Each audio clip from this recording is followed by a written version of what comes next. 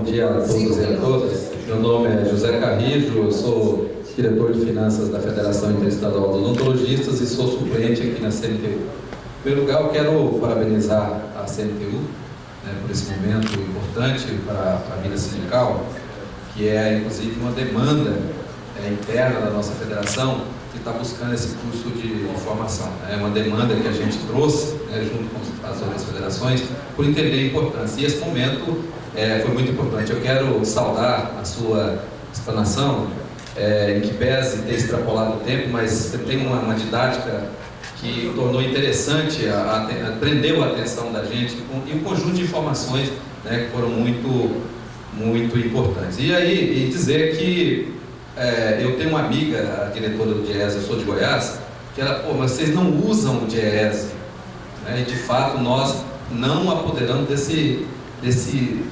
essa grande quantidade de informações, de estudos científicos embasados para poder nortear as nossas ações de sindicato. Então eu acho que você conseguiu mostrar para a gente a importância do papel do DIEESE, não só da questão, mas o papel que o DIEESE pode ter, mas ao mesmo tempo você frisou que não basta técnico para fazer ganhar aquelas reivindicações, precisa de luta, de movimentação, de planejamento, de organização e tudo. Então eu acho que você foi muito feliz na sua exposição.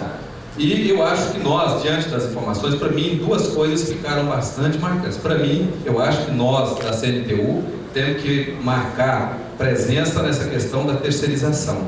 Infelizmente, é um deputado do meu estado, um grande empresário, do ramo de produção de biscoito, bolacha, etc. Não vou citar o nome, mas todo mundo sabe de quem eu estou falando. Então é ele que é o grande iluminado que conduziu a esse projeto de terceirização. E você mostrou muito bem as mazelas que isso traz. E aí, trazendo um pouco para a nossa seara da saúde, isso já está a passos largos na saúde. Nós já estamos tendo quarteirizações na saúde. Não é mais só terceirizações. No meu estado, por exemplo, está tudo na mão das organizações sociais, os grandes hospitais, Agora já não basta a organização que faz a gestão do hospital, mas ela está fragmentando por áreas. Você é anestesista, faz um grupo lá que tem um OS, vem para cá. Você é cirurgião bucomaxilofacial, faz um grupo lá e vem para cá. Então isso vira uma situação insustentável do ponto de vista da organização sindical.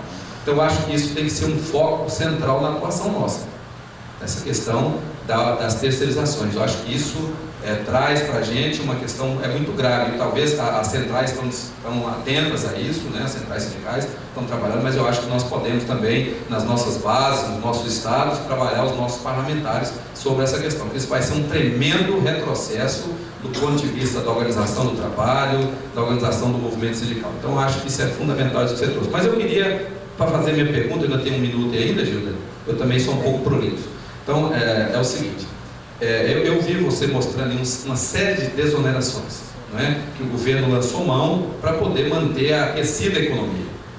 No momento de crise tem que lançar mão de instrumentos para que essa economia não paralise e com isso o país não entra para o setor de estagnação, para a área de estagnação. Mas eu queria dizer o seguinte, se o DIEESE já tem alguma coisa no sentido de se aqueles que estão recebendo esses benefícios não estão, porque você mostrou, isso não está refletindo lá na ponta, na cadeia, o consumidor não está sentindo isso, para onde é que está indo o que está sendo feito desse dinheiro que está sendo repassado de alguma forma e com alguns prejuízos para fundo de participação de municípios e de estados, porque isso diminui a arrecadação, porque você desonera. Para onde é que está indo esses recursos? Se não está indo para a cadeia, para quem? Para o consumidor. Eu acho que era bom se o DIEESE já tem algum levantamento sobre isso. Então a minha pergunta era um pouco isso, mais uma vez, parabenizar o DIEESE, e eu acho que nós temos que aprender a usar esse instrumento importante, esse órgão importante para nos assessorar, porque é só com diagnóstico, com planejamento é que a gente tem condição de qualificar para um debate. Nós estamos, muitas vezes no movimento sindical, a gente faz as coisas de maneira amadorística. Não dá mais para você travar debate sem informação. A informação é fundamental, e aí o DIEESE, do ponto de vista técnico, a colega lá de Goiás, falou, poxa, mas vocês não vêm para cá, não ajudam a construir o DIEESE, não se associa, não utiliza tudo que a gente tem de ferramentas que são fundamentais, e ela muito nos ajudou lá com dados para as negociações que nós fizemos de plano de carreira. Então parabéns aí pelo trabalho. Obrigada, Carrijo. Jacó e depois Haroldo. 5 minutos. Você combinou 4, mas eu estou sendo benevolente. Ah, tá, é ótimo. Bom dia, gente. Jacoto, direção do Sindicato dos Médicos de Minas Gerais e representante da FENAN na CNTU. Eu gostei do Carrijo falar em usar mais o DIEESE. Eu acho que essa foi a minha intenção ao vir aqui, é usar a expertise aqui do nosso representante do DIEESE, fazendo uma provocação que eu acho que eu já fiz no nosso primeiro curso de formação sindical. Nós tivemos um debate com um professor de matemática financeira lá no nosso sindicato, em Minas, Dr. Pedro Valdo Fernandes. Ele já foi o diretor de tesouro do município de Belo Horizonte, presidente de uma cooperativa de crédito, da qual nós somos diretores também. Hoje eu sou presidente dessa cooperativa. E ele é professor de matemática financeira. Eu acho até, na outra vez, eu cheguei a sugerir que nós o convidássemos para vir no próximo curso, e depois vamos anotar para a gente poder lembrar disso. E aí, quando você mostra as questões das negociações, né, dos vários movimentos, ano a ano, quem conseguiu o INPC, acima do INPC, abaixo do INPC, e normalmente a gente fala quando quando conseguimos negociar valores acima da inflação, né, geralmente se usa o INPC, a gente fala em ganho real. Bom, a provocação que esse professor de matemática financeira fez, e que eu coloquei isso, eu tenho certeza que no outro curso eu falei para o outro representante de ESG que estava, que eu não lembro quem era, que ele faz a seguinte coisa: quando o movimento sindical reivindica a recomposição da inflação, quer dizer, consegue, no pior das hipóteses, a inflação do período, né? Isso não é mais do que a obrigação que o patronato tem que ter de recompor esses valores perdidos durante um ano. Só que ele provoca com uma outra coisa, que ele chama da perda de poder de compra dos trabalhadores, né? Porque ele faz um cálculo lá, não me lembro se foi com 1 quilo de feijão, e ele bota 1 quilo de feijão custava tanto em janeiro, aí tem a inflação de janeiro, e em fevereiro já é diferente, porque ele fala que os 10 quilos os 12 sacos de feijão que ele comprava em janeiro, quando chega em dezembro, já é 9, já é 8 que ele pode comprar. Então, ele coloca a seguinte coisa: a recomposição da inflação pelo INPC é correta. Agora, faça o cálculo da perda de poder de compra, que numa inflação oficial de 5%, na verdade a perda chega a ser de 35%. Então, eu acho que nós temos que começar a pensar esses raciocínios desse nosso professor de matemática financeira, porque muitas vezes nós estamos reivindicando muito aquém do que nós deveríamos estar reivindicando, né? E ainda ficamos felizes com 0,5 acima da inflação, com 1 acima da inflação, né? Como se fosse um grande ganho real, né? Então, essa é a provocação que eu queria te fazer, e lembrar que, quem sabe, a próxima vez a gente bota o DIEESE e o Pedro Valdo, esse professor de matemática financeira, para fazer esse debate desse raciocínio matemático aí. Falou? Obrigada, Jacó. Haroldo, depois Amélia. Tira muita foto de você aí perto desse cartaz. Bom dia a todos. Meu nome é Haroldo, sou presidente do Sindicato de Odontologistas do Distrito Federal, secretário-geral da nossa FIO, a nossa Federação dos Odontologistas. Bom, inicialmente, Everson, gostaria de parabenizar a sua apresentação, foi uma apresentação brilhante. Você foi muito modesto quando disse que era só um ponto de discussão. Eu acho que, na verdade, isso é uma cartilha para a gente usar nas nossas negociações. Se a gente não levar dados nas nossas negociações salariais, nas nossas negociações políticas, a gente fica fragilizado. Eu acho que a sua apresentação trouxe isso para que a gente possa amadurecer nesse processo de negociação sindical. Então, eu agradeço imensamente, que já me senti bastante contemplado na sua apresentação e espero recebê-la para que possa, inclusive, aprofundar aprofundar. Mas a minha pergunta é bastante objetiva, não vou fazer um discurso longo aqui, até porque não é esse o nosso objetivo. Você nos apresentou em uma das lâminas a questão da mobilidade do emprego no Brasil, onde você disse, não, esse ano nós tivemos ali 1 milhão e poucos mil empregos que foram criados. Porém, tem um dado que é um detalhe nessa sua lâmina que mostrou a queda no emprego público. Eu gostaria de saber de você se essa situação da queda do emprego público, dessa empregabilidade, ela é pontual, ela foi esse ano, ou ela tem sido feita anualmente, ela está se consolidando? Porque eu entendo que se está se consolidando, está sendo feito um desmonte do serviço público. mas se ela é pontual, a gente tem que entender esse processo, até para recompor esse quadro do serviço público, para melhorar, sobretudo no Sistema Único de Saúde, que nós temos uma necessidade constante de mão de obra, de recurso humano. Então, com essa minha pergunta, agradeço a oportunidade. Obrigado. Obrigada, Amélia, e depois o Rafael, que será o derradeiro.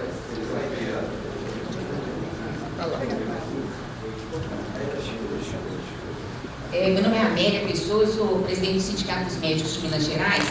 Primeiro, eu queria parabenizar, excelente a palestra, o nosso sindicato afiliado ao DIEESE, e assim a gente comentava que a gente aproveita pouco, que a gente deveria se aproximar mais, a gente pede alguns cálculos, mas a gente vê que a gente precisa evoluir nisso e a gente tem muito a aprender, eu acho, e dar mais consistência para as nossas negociações. Eu queria falar de 2 pontos. O primeiro é a questão da terceirização. Eu acho que assim, nós, uma possibilidade assim, de ter perda para os trabalhadores, eu acho que jamais vistas nesse país. Eu acho que no ano que a gente está comemorando 70 anos de CLT, ver um projeto deste de terceirização, de precarização, como assim, de extrema gravidade. E assim, eu não tenho a impressão de que todos os trabalhadores estão a par disso. Então, eu acho que a gente tem que divulgar isso, disseminar e dar mais carga para as centrais, eu acho, para os sindicatos, para realmente reivindicar isso.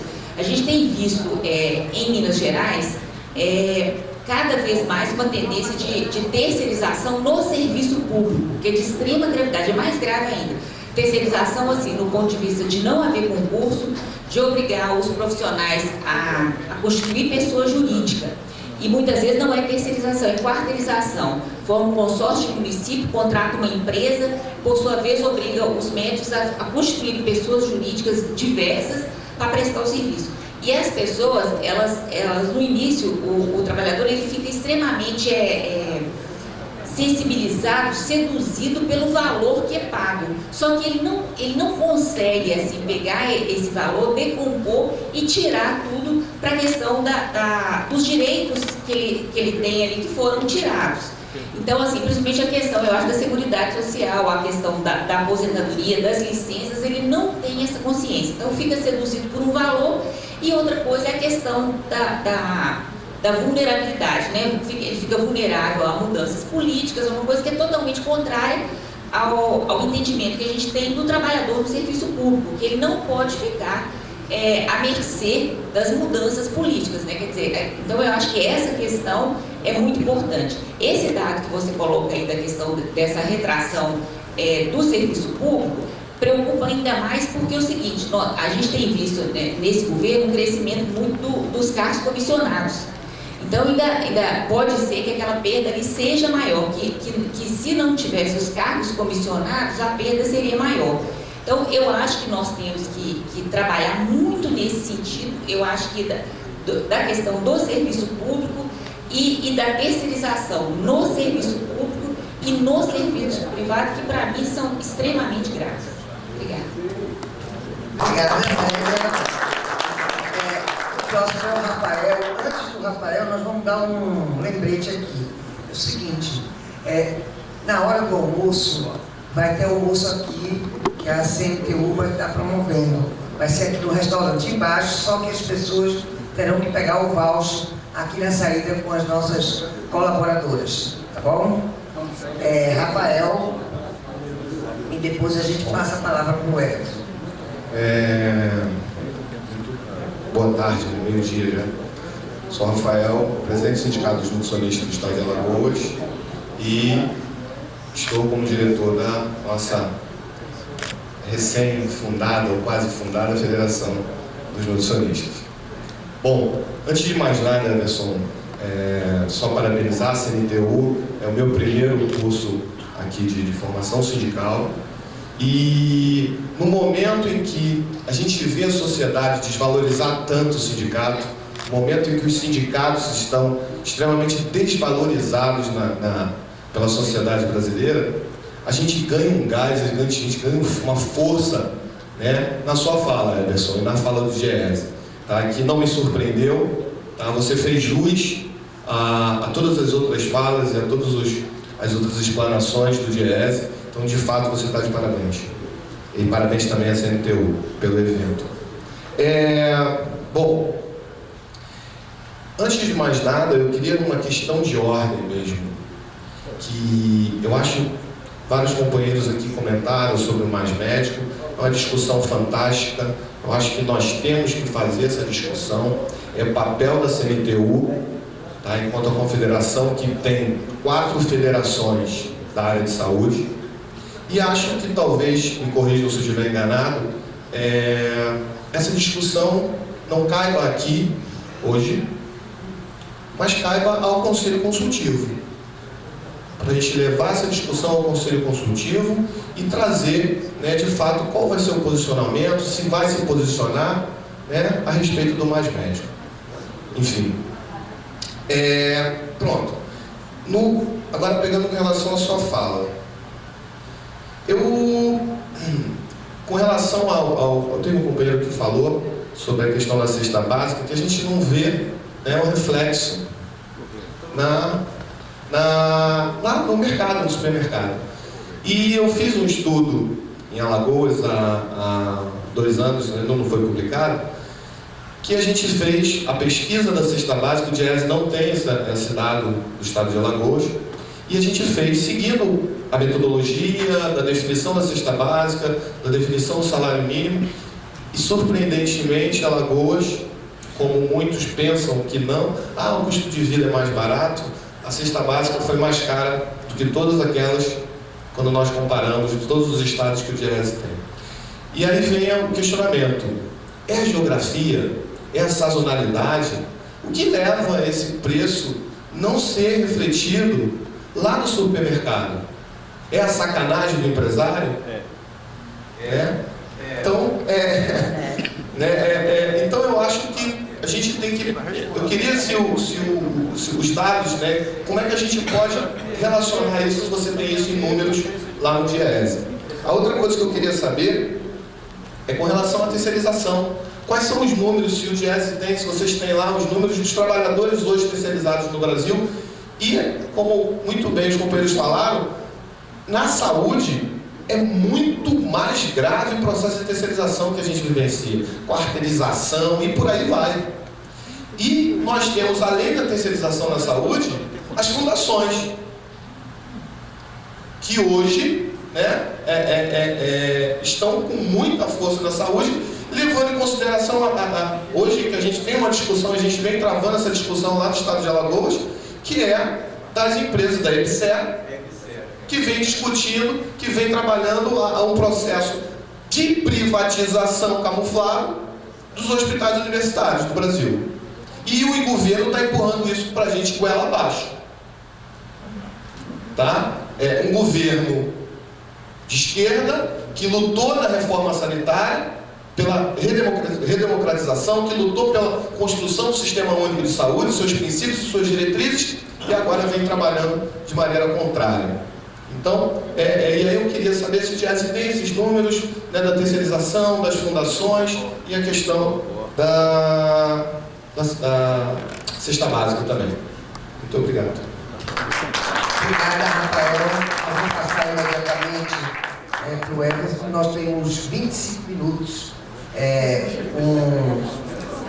para você poder falar. Não, mas tem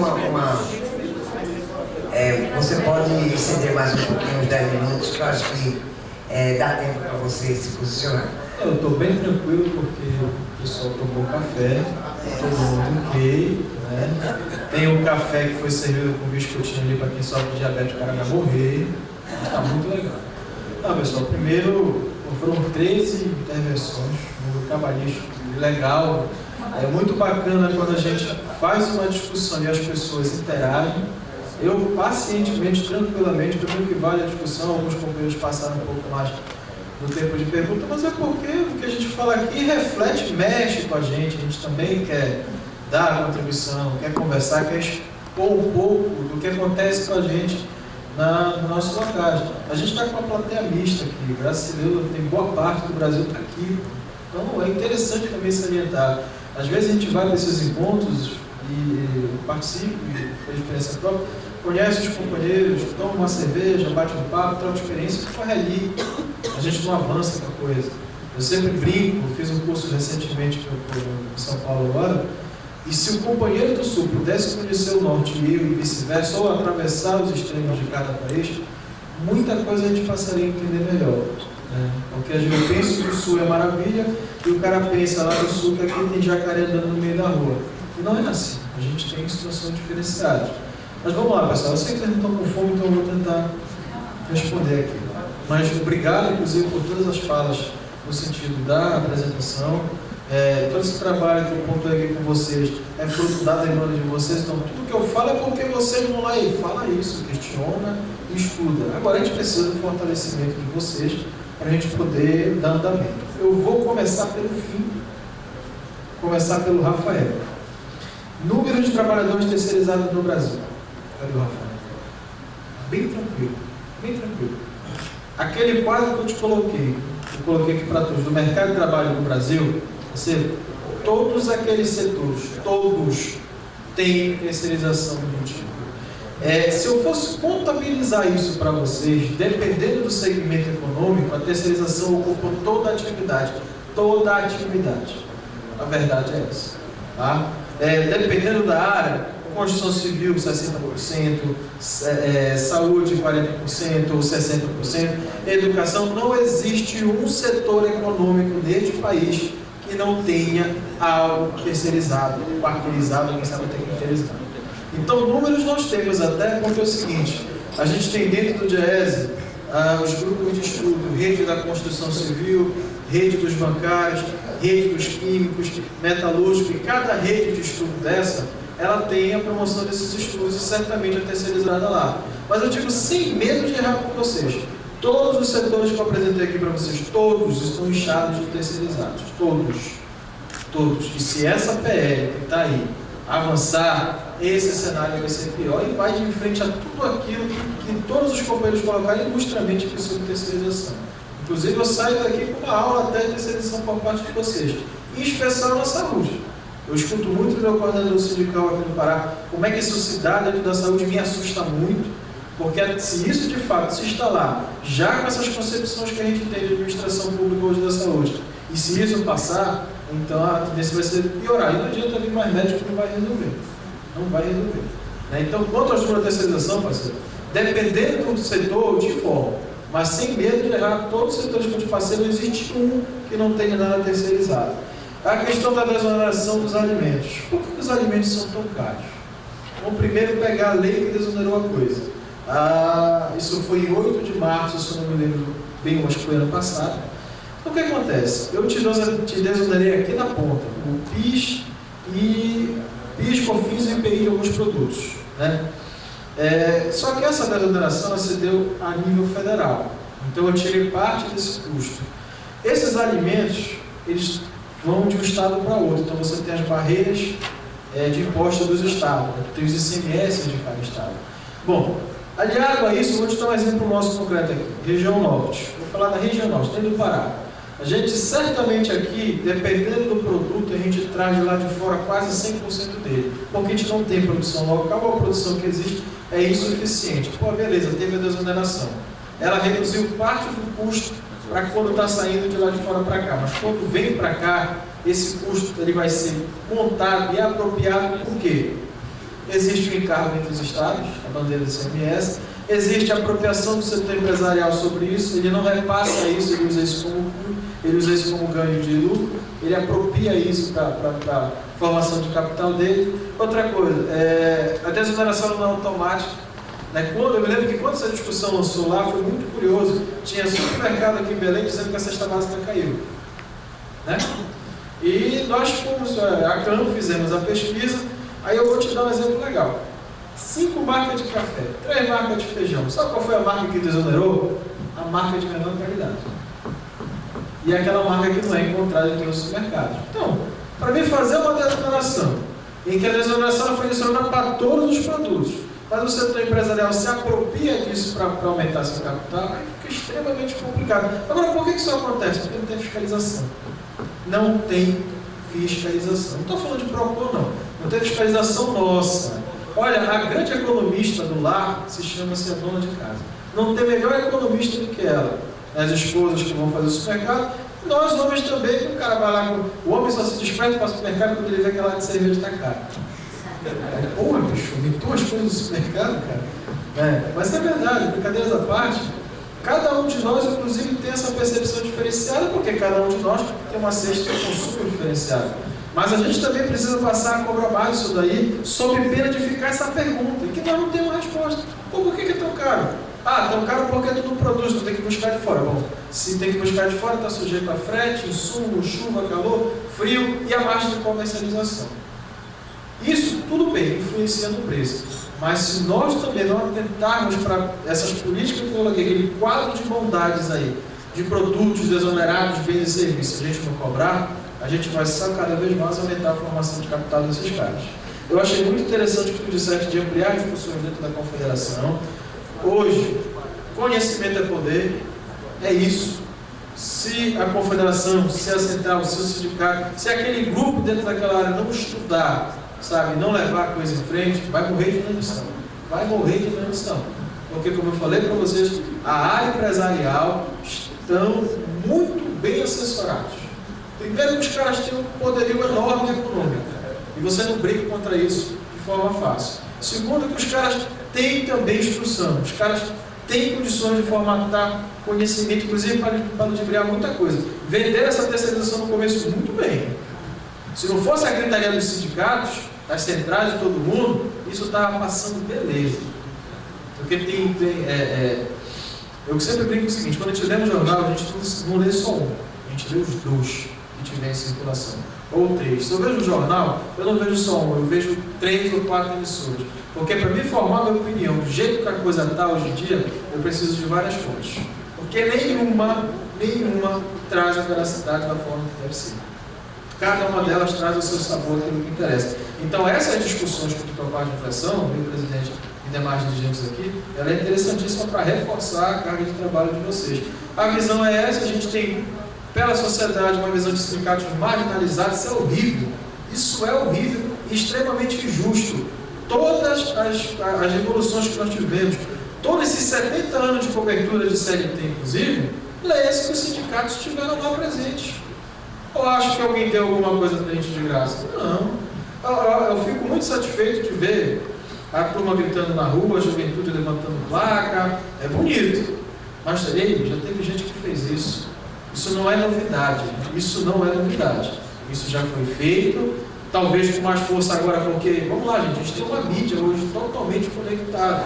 Me fizeram uma pergunta, e quando eu disse que não, fizeram uma piada comigo. Pô, tu tem Facebook? Eu não tenho Facebook. Pô, mas tu não tem, como é que pode? Eu não tenho, cara. Primeiro que eu tenho uma crítica pesada, que o cara está tomando banho, eu estou tomando banho e posto no Facebook. Estou pulando na piscina, posto no Facebook. Essa eu acho. Agora, qual é o lado bom disso daí? Qual é o lado bom da mídia, pessoal? E aí que a gente tem, sempre que fazer a crítica, a gente tem também que olhar a coisa como é. Pessoal, hoje, para mim chegar junto à minha base, para mim chegar junto ao meu associado, ou até mesmo a grande população, essas mídias vão ajudar. O Facebook é uma ferramenta importantíssima para vincular isso. Qual é a dificuldade que a gente tem? Pessoal, do jeito que a informação, que a velocidade da informação chega, do jeito que ela te leva, ela te destrói. Ponto. Eu posso postar uma frase em 10 segundos e sei quantos mil seguidores, sei quantos mil tocando, lá cutucando, não sei como é. Agora eu posso postar uma besteira, isso vir para cima de mim numa velocidade que nunca mais eu me levanto. Nunca mais eu me levanto. A gente está acostumado a ver, inclusive, a mídia produzir um herói em um jornal e quebrar o cara em 30 segundos. Ela quebra o cara em 30 segundos. Vou dar uma sugestão para vocês de leitura para ver como as coisas são engraçadas. Ontem saiu na Folha de São Paulo, lá no site, uma entrevista no UOL do Valdemar Costa Neto, caso mensalão. Eu não estou dizendo para vocês aqui em função de defender ou não uma coisa. Não é isso, não vou entrar nesse método. Mas, meus amigos, leiam o depoimento, vejam a entrevista, tirem as conclusões de vocês. Eu quero que vocês percebam que na leitura e nas palavras dele, como é que a informação chega para a gente. Eu não estou dizendo que o cara está certo e que o cara está errado. Mas você toma um espanto do que é dito, do que foi vinculado e o que está sendo vendido para a gente. Então, eu acho que a gente tem que se apropriar assim, disso daí, mas a gente tem que ter cuidado com como a gente vincula essa informação e como a gente leva. Enquanto esse sindicato, que a gente tem que ter esse fôlego, tirar da marginalização, isso que nós estamos fazendo aqui já é um bom começo. Amélia tocou na terceirização, falou muito bem da questão dos 70 anos da CLT. Poxa, nos 70 anos de CLT, no aniversário dela, a gente vem com uma bomba dessa para rachar no meio, porque era para rachar no meio. Se espera ele passar, pega a CLT rápido e não adianta mais. A visibilidade do tema também sobre terceirização, concordo, não foi dada da forma que deveria ser, assim como outros temas também não foram divulgados da forma que deveria ser. Está aí essas mídias para ajudar a gente. Vamos postar no Facebook, vamos usar a internet, vamos usar o cacete A4, porque, companheiro, aquele boletim que a gente xerocava hoje não dá mais. A gente pegava aquele boletimzinho, pegava 2, 3 fotos, fazia uma chargezinha aqui, xerocava e colocava aquilo ali, ainda dá, mas não dá mais. Agora vai uma crítica para os companheiros. E aí, repliquem, por favor, a base. Turma, o pessoal não abre e-mail para ler questões políticas e ação sindical. Se eu postar lá que é um estudo técnico falando sobre a importância da categoria, o companheiro me liga e diz: rapaz, tu passou isso pro meu e-mail, o cara tá no teu e-mail. Ah, mas eu não vi. Agora pergunta pro cara se ele não viu o e-mail que mandaram para ele do vídeo, não sei de quem, que pegaram, não sei aonde, numa praça, não sei o quê. Então, a gente também tem que fazer da culpa. A gente tem que legal a mídia, temos que acessar, mas a gente tem que prestar mais atenção nela. Essa questão da terceirização, a visibilidade é também necessária, porque tem a questão da vulnerabilidade. E as cooperativas que surgem a partir desse movimento aí, isso vai ser um elo que vai arrebentar muita coisa, né? E essa questão do crescimento dos cargos comissionados que você colocou, a gente tem que acompanhar, pessoal. Foi dito aqui que muitas vezes a gente vai sentar em mesa de negociação, tem a lei de responsabilidade fiscal, olha, está no limite, só falta um pouquinho aqui para esbarrar. E se você abrir a coisa, esse 1% ou coisa que falta, representa 1 milhão, representa dinheiro, que daria para estar promovendo instalação de plano de cargo e salário, que daria para estar renovando estrutura para servidor poder estar trabalhando. Agora a gente precisa também verificar qual o peso desses comissionários aqui. Muito já mudou, muito já melhorou. Esse estado aqui já se deu muitos taques para poder acabar com a questão dos comissionários, a pessoa que estava terceirizada e tudo mais. Agora, teve companheiros, infelizmente, que passaram 10 anos numa função aqui, e o cara saía e até agora não recebeu nada. Isso também é injusto. Então, tem isso dos dois lados aí. Mas o comissionado pelo comissionado, vou colocar o cara para trabalhar, para achar que ele é bonitinho, que ele é parente de fulano de ar, esse cara está tirando reajuste de salário, melhoria de estrutura, plano de cargo de um outro companheiro que podia estar no serviço público. Então, eu concordo inteiramente com você. Haroldo, tu fizeste aqui umas observações interessantes. Quando eu postei aqui, pessoal, o mercado de trabalho, aqueles setores de atividade, e ele pegou lá o setor da administração pública, esse setor da administração pública aqui é a administração pública assinando as carteiras. São as OS, né, são as fundações, aquela turma do serviço público que é autorizada a contratar pessoas para trabalhar lá no regime seletista. Agora, tu pontuaste uma coisa interessante, a gente está tendo flutuação forte no serviço público, sim. Eu não trouxe o dado da RAS, mas é interessante a gente perceber que, primeiro, quem é servidor público está se aposentando, não tem gente para substituir, tem comissionário mais tarde enviado, o cara não está trabalhando, tem terceirizado, mas não está fazendo a mesma coisa, e outra situação também é grave aqui. Os concursos públicos estão sendo abertos, estão sendo ocupados. Tu faz o concurso público, o cara se mata estudando, tem um prazo de 2 anos para entrar e as pessoas não entram. Porque entra alguém lá via terceirização ou via um contrato, alguma coisa para fazer aquele serviço. E a nossa briga com o servidor público, inclusive, é isso. Na máquina pública só entra um cara que for concursado. Se não for, tá fora. Se não for, tá fora. Essa tem que ser uma briga constante. Para a gente barrar isso daqui, o setor público cada vez mais carece de funcionalismo. Só que o funcionalismo que está lá está mal remunerado, ficando velho, teve dificuldade de se aposentar, e o companheiro, às vezes, até que presta o concurso e vai entrar para lá, quando ele olha o salário, não toma espanto. Ou então, quando ele vai para a função, ele não quer mais. Olha, teve um concurso para delegado aqui no Pará, foi um concurso para delegado. Muitas pessoas se inscreveram, o pessoal entrou, fez o curso, meu amigo, quando ele foi para o interior, que ele viu a situação onde o computador era a máquina de escrever, e o escrivão mais antigo lá chegou com ele assim: doutor, o senhor tem que falar com o coronel ali. O coronel é aquele cara, a gente não chama ele de senhor, chama ele pelo nome de coronel. Tal é a força do cara. Quer dizer, ele tem que pedir licença para poder fazer o trabalho dele. Aí desestimula, aí fica difícil. Estou falando isso para o delegado, mas o médico também se enquadra perfeitamente nisso. O companheiro chega lá na Cametá, companheiro, lá em Cametá, Lá não tem isso. né? Lá não tem isso. A gente chega lá, acabou que chega lá no interior. Parente, eu estou aqui, está me doendo aqui. Eu já me fui em tudo que eu fui no lugar, não resolvi nada. E o médico vai, o que o médico pode fazer ali? Aí ele vai pedir um exame, não tem o que fazer. Ele vai pedir um raio-x, não tem o que fazer. Então, eu botei o médico ali, mas resolveu alguma coisa? Que estrutura? E o que é necessário para dar um aporte? E a atenção básica que não teve? Tem coisas que eu me senti, mas a flutuação do serviço público, eu não trouxe esse dado específico aqui, mas ela é forte, carece inclusive de renovação e nosso companheiro lá. Jacó. Cada um tem uma inflação. Primeiro eu vou abrir dizendo assim, cadê ele? Do professor de matemática assim, não sei se ele está aqui. Olha só, eu concordo, o professor colocou a verdade. Quando a gente faz essa discussão do ganho real, é também a questão da perda de poder de compra do trabalhador. Agora, realmente, pessoal, é difícil. Porque o que acontece? Hoje, o contexto de negociação coletiva se dá no cenário de inflação estabilizada. É totalmente diferente de tempos atrás, onde você tinha uma inflação que caía na casa dos 80% por mês, você ia para uma assembleia, aprovava um reajuste de 300%, o pessoal, todo mundo levantava a mão, é legal, 300% do salário mais que dobrava. Agora era uma falsa ilusão. Porque naquele contexto de inflação alta, o teu salário subia de manhã e de noite a gente tinha o bendito remarcador de preço rotulando as coisas. É só lembrar, essa função hoje não existe mais. Hoje eu sei quanto é 1 quilo de frango no supermercado, daqui no final do mês eu sei também quanto é que ele vai estar aproximadamente. Pode até ter oscilações, mas elas não vão ser tão fortes. O que eu quero dizer com isso? E o ideal era que nós pudéssemos ter caminhos para poder questionar um aumento de salário maior. Mas as regras do jogo não são como a gente quer. É um grande tabuleiro que a gente tem que tentar se apropriar. O reajuste de salário que eu pontuei aqui é uma coisa que a gente briga muito. A gente não pode esquecer que dentro da mesa de negociação a gente tem os salários indiretos, tem ticket de alimentação, tem plano de saúde, tem plano de cargos e salários que para o setor público hoje, talvez, do ponto de vista de garantia, seja a grande discussão para se implantar. Por quê? A gente passou muito tempo na área pública brigando por reajuste de salário.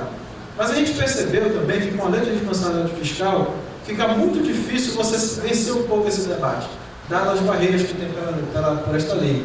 Então o que a gente pode fazer para dar mobilidade para o servidor, para dar perspectiva de progressão? Entra com plano.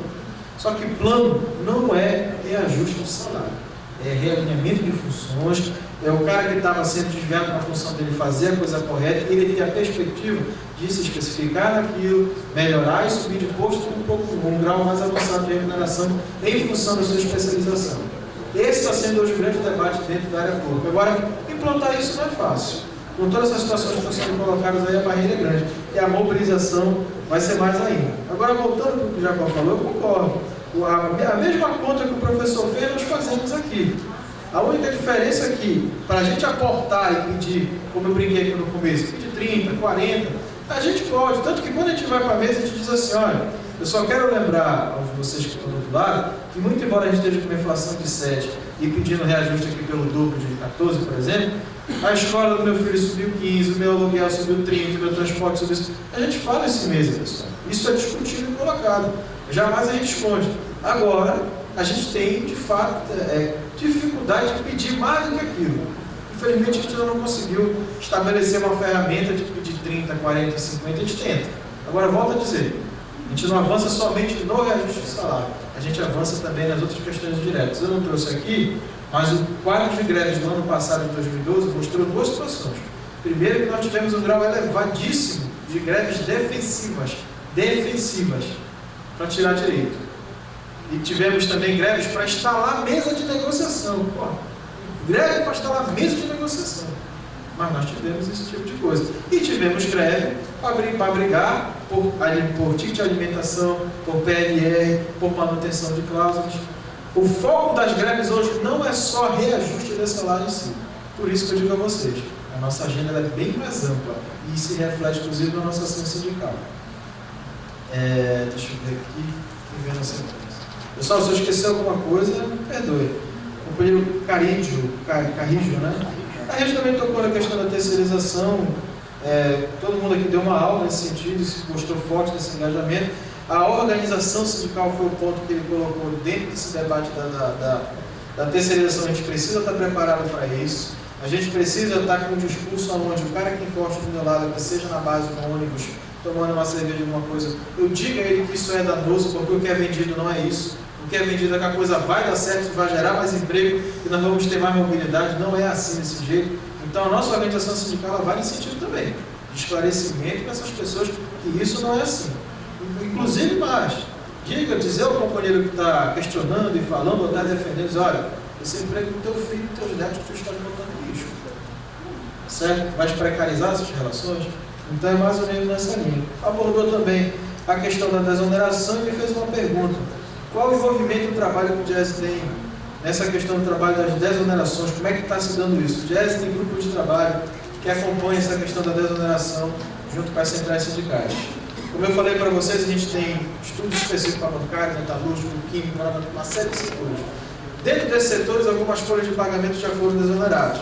Qual foi a principal conclusão que nós tiramos? É que do que foi desonerado, a contrapartida não veio. O que é a contrapartida? Não veio salários e não veio emprego. Não veio salários e não veio emprego. Então, que desoneração é essa? Que fortaleceu o segmento, remunerou o capital e não melhorou a perspectiva do trabalhador. Olha, ano passado, com a questão ano passado, com esse debate da desindustrialização que nós tivemos forte, foi falado também um outro termo, produtividade. Não sei se você lembra disso. O Brasil tem que ser o trabalhador, tem que ser produtivo. A pergunta que se faz é o seguinte: essa produtividade é do trabalho do trabalhador? É isso que eu quero saber. Porque a produtividade, para nós trabalhadores, ela tem que ser encarada em 3 sentidos. 3. A produtividade ela tem que dar resultado para a empresa na qual eu estou, para melhorar o produto, para se tornar mais competitivo, para ganhar mercado. 2. Ela tem que ser produtiva para mim, no sentido de me trazer retorno, mais salário, mais rendimento, melhor participação. E 3, e aí é aquele aspecto também de agenda maior, ela tem que trazer benefício para a sociedade. Eu não posso só remunerar a capital, claro, tenho que defender o meu salário, mas e aí? O óleo de cozinha não vai baixar? Com televisão que nós tantos brigamos, fomos produtivos, fizemos uma série de coisas que não vai ser mais facilitado o acesso. O carro que nós fizemos aqui, foi feita toda uma propaganda da empresa. Tive uma grande PLR, mas não vai ter um fácil acesso também para as pessoas. Então as 3 pontas precisam ser pensadas. O capital tem que ser remunerado, o trabalhador tem que ser valorizado, mas a sociedade tem que ter um retorno. Isso tem que ser do ponto de vista do acesso a um produto de melhor qualidade, mais barato, em todos os seus níveis. Deixa eu ver aqui. Então a gente tem um trabalho nisso e a gente está acompanhando. Agora nós já dissemos das centrais. Pessoal, vamos cobrar que não está tendo retorno. Como é que a gente pode fazer o contraponto para poder cobrar isso? É o seguinte: quando pintar uma discussão dessa desoneração, colocar lá no papel que a contrapartida do cara vai ser 10, 20, 30, o que for de emprego. Ele tem que ter comprometimento. Alguém já ouviu falar aqui em balanço social? Contadores ou economistas de plantão? Balanço social. O que é isso? Você tem um balanço contábil financeiro da empresa, tem um balanço social. O balanço social é aquela coisa bonita que a empresa coloca o que ela fez, o que ela replantou, a escola que ela apoia, aquilo que ela não sei o que. Peguem aquele balanço, usem aquilo em mesa de negociação. E perguntem se 70% daquilo pelo menos é feito. Não é. Não é. E por que no balanço social não entra a qualificação do trabalhador? Isso não é contrapartida? Então, tem algumas coisas que a coisa se dá a nível federal, mas a gente também tem que cobrar, inclusive nas mesas, e usando essas peças aí que são usadas para mostrar uma boa coisa, quando na verdade tem muito mais por baixo. O Allen. Parceiro, você guarda a Amazônia, cadê ela? Você guarda a Amazônia, né, chefe? Fico feliz. Fala que você fez aqui, de fato eu defendo isso. Eu, na minha visão pessoal de desenvolvimento regional, acho, de novo, que aquela distribuição de ativos e de conhecimento passa pelo viés da ciência e tecnologia. Somos muito mal distribuídos a nível de Brasil, desses insumos, desses instrumentos. Acho que nós temos uma forma maravilhosa, concordo. O veneno da aranha vale muito mais do que derrubar um monte de árvore. Agora, tem uma coisa aqui que a gente tem que também atentar para o debate. A pergunta é, legal, valorizar o bioma, tudo mais, mas a gente tem que pensar no homem, do povo que está vivendo nesta floresta.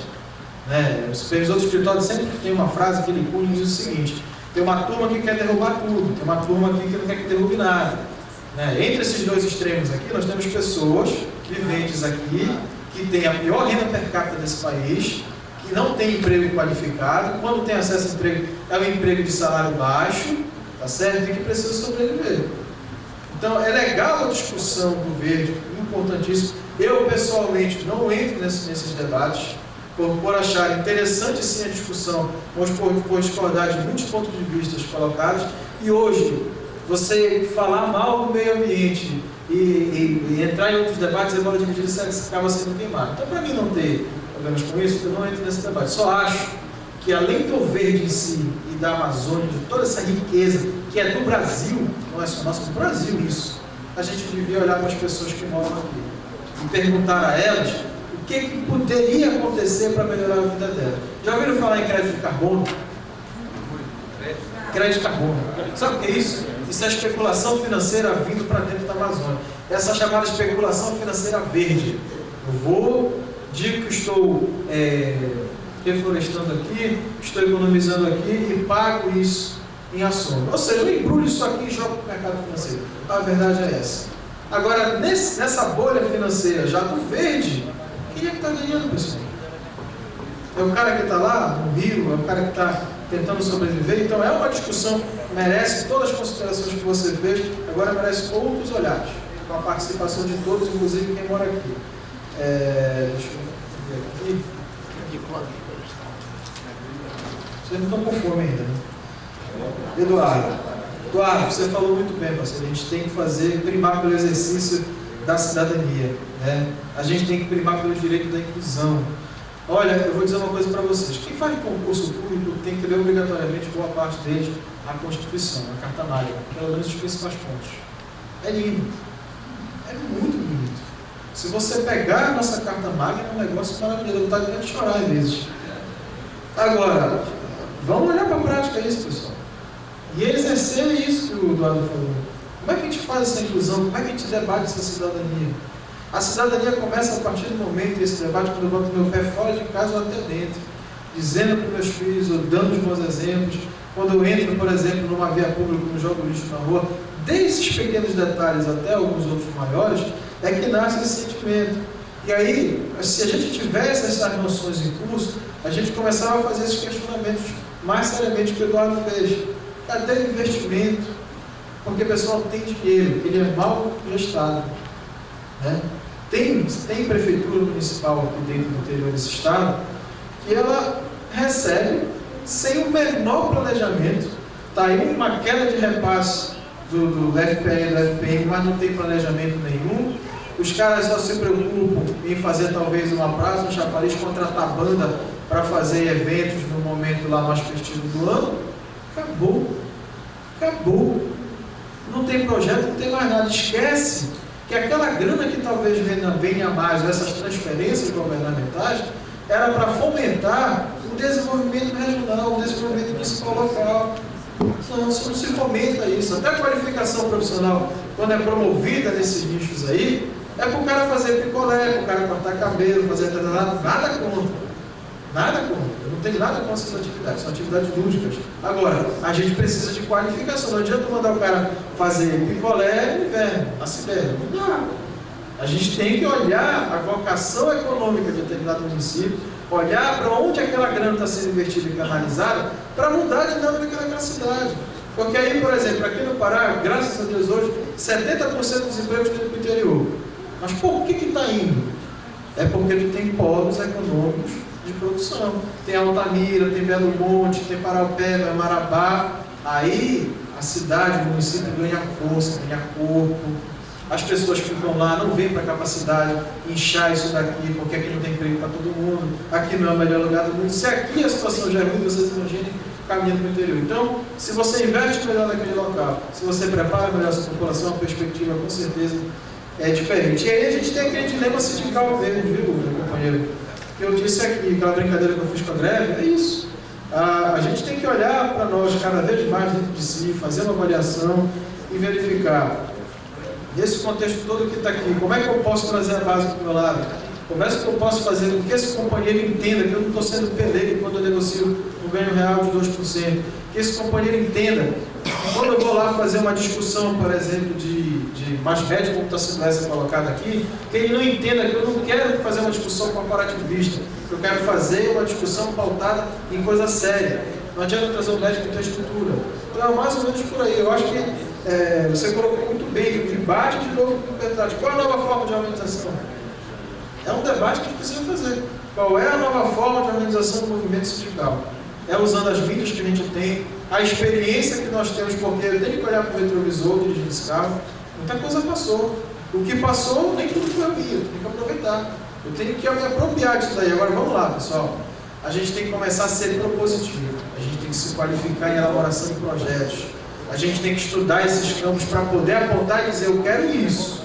Porque nesse exato momento aqui, por exemplo, a gente está fazendo uma discussão do Estado, com comissão de trabalho, educação, saúde, mas a gente tem a plena convicção e a habilidade de dizer o seguinte, olha pessoal, muito disso aqui eu não tenho nenhuma discussão acumulada. Mas é porque eu quero? Não, é porque ao longo de um tempo eu só discuti a minha pauta.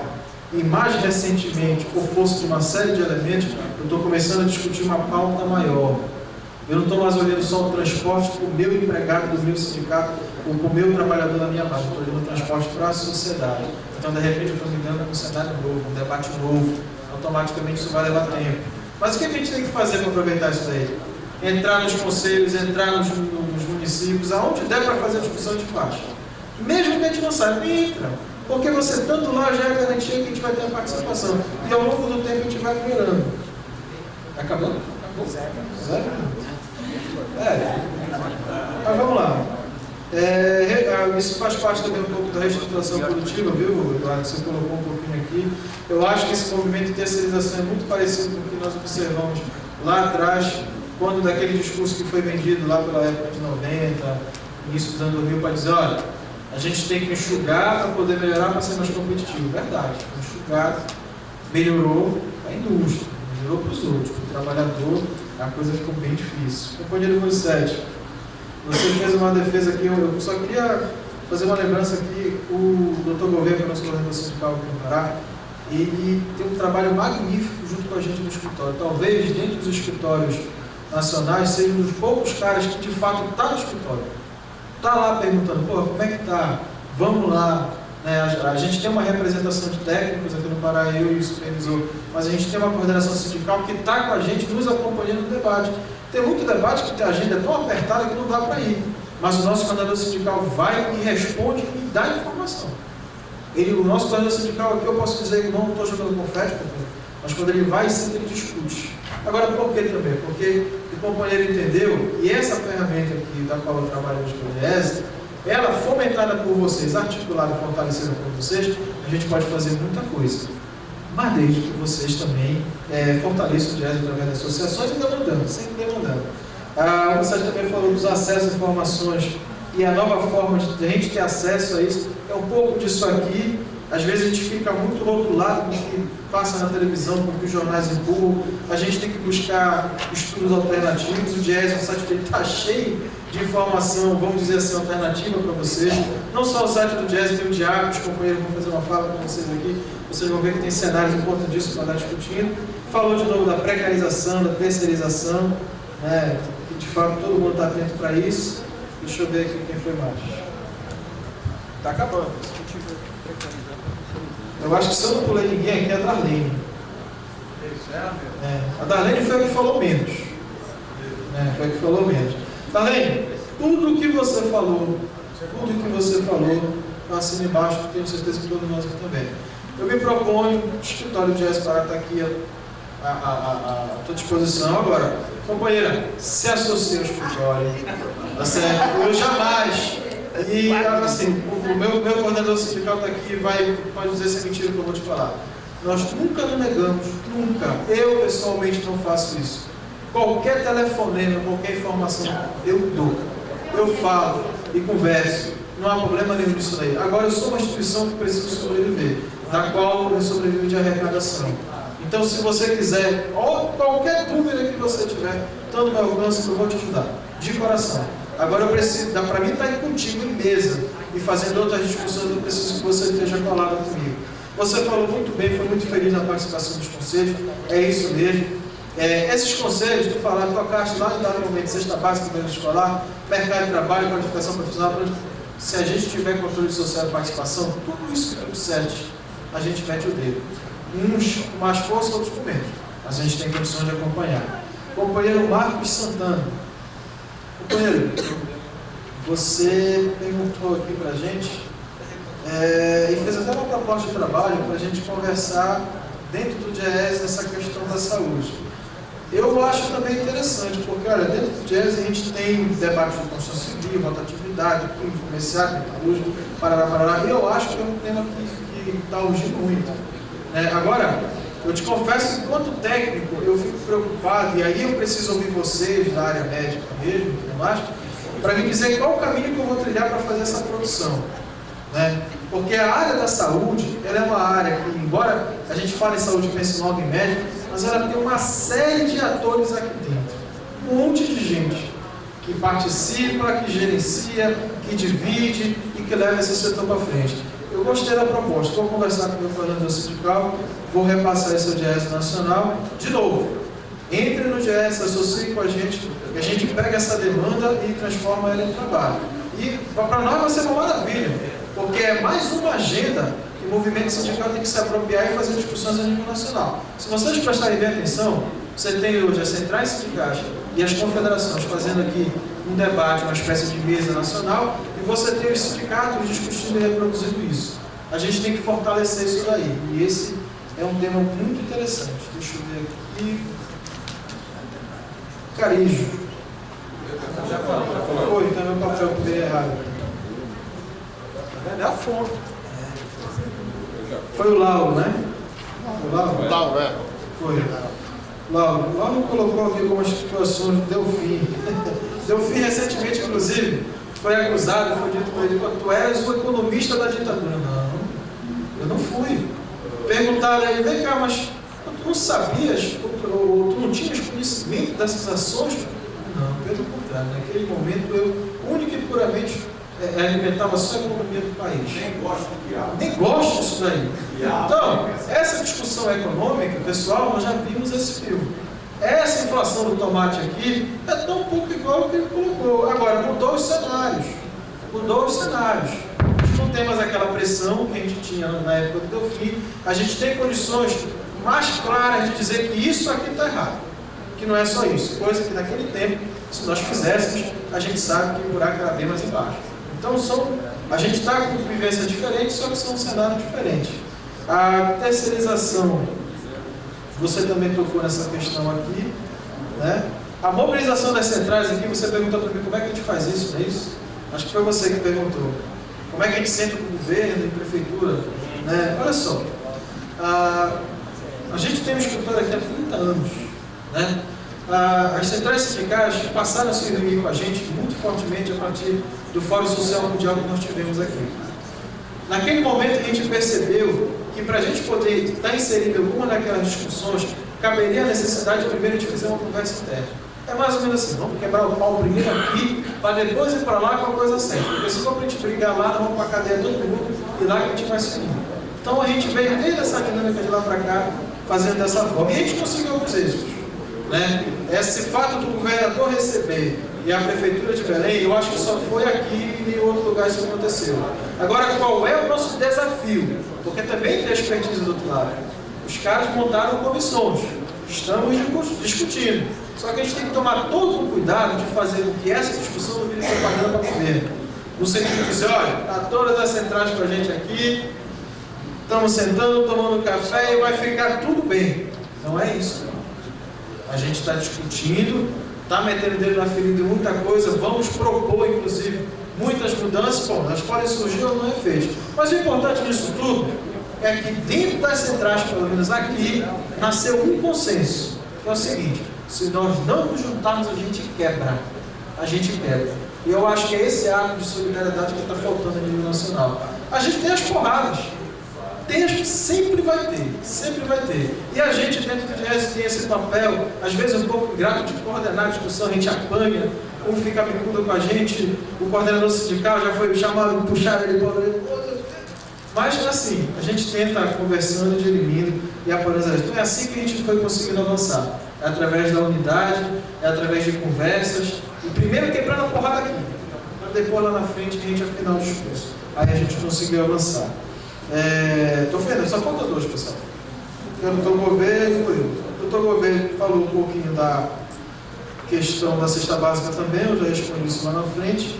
A qualificação dos quadros sindicais, o doutor Gouveia tocou um ponto que para mim é primordial. Olha, pessoal, a secretária de administração do Estado do Pará é a doutora Alice Viana, ex-GES.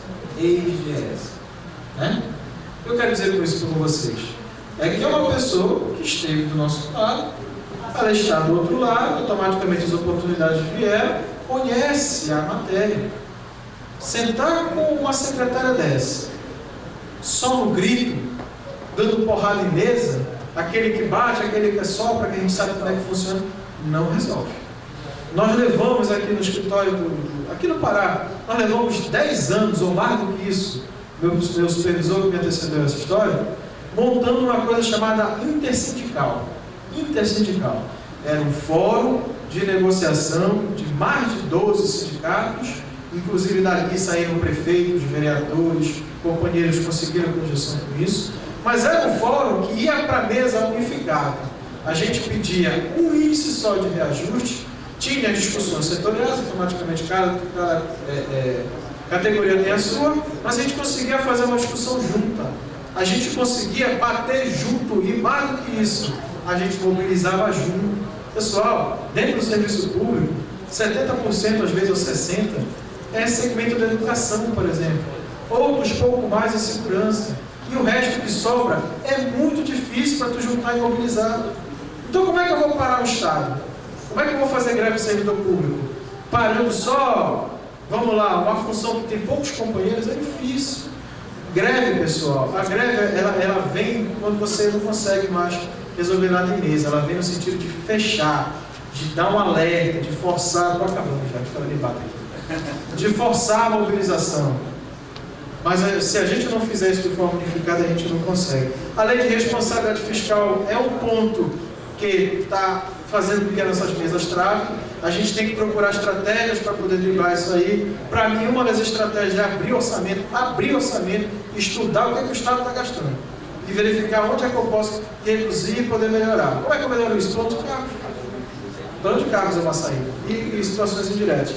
E para fechar, a valorização do profissional, quando começou esse discurso foi o Murilo. Eu acho que vai muito na linha da questão da qualificação profissional em si, né? A gente precisa cada vez mais se qualificar, procurar cada vez mais entender quais são os debates que a gente tem no nosso cotidiano. Pessoal, muito do que eu falei hoje aqui, se vocês prestarem bem atenção, é o nosso dia a dia. Eu não falei nada de novo aqui. Eu falei aquilo que nos acompanha. A única diferença é que a gente juntou isso para entender o que nos afeta, o que nos une, o que nos separa. Então, para fechar mesmo, obrigado pela colaboração de vocês. Desculpa se eu não respondi todas as perguntas, mas eu quis privilegiar escutar vocês. Gostei de todas as intervenções. Sucesso de coração na atividade de vocês. Pessoal, aproveitem esta cidade também, que é acolhedora, é humilde. E bom evento para vocês. Obrigado, pessoal.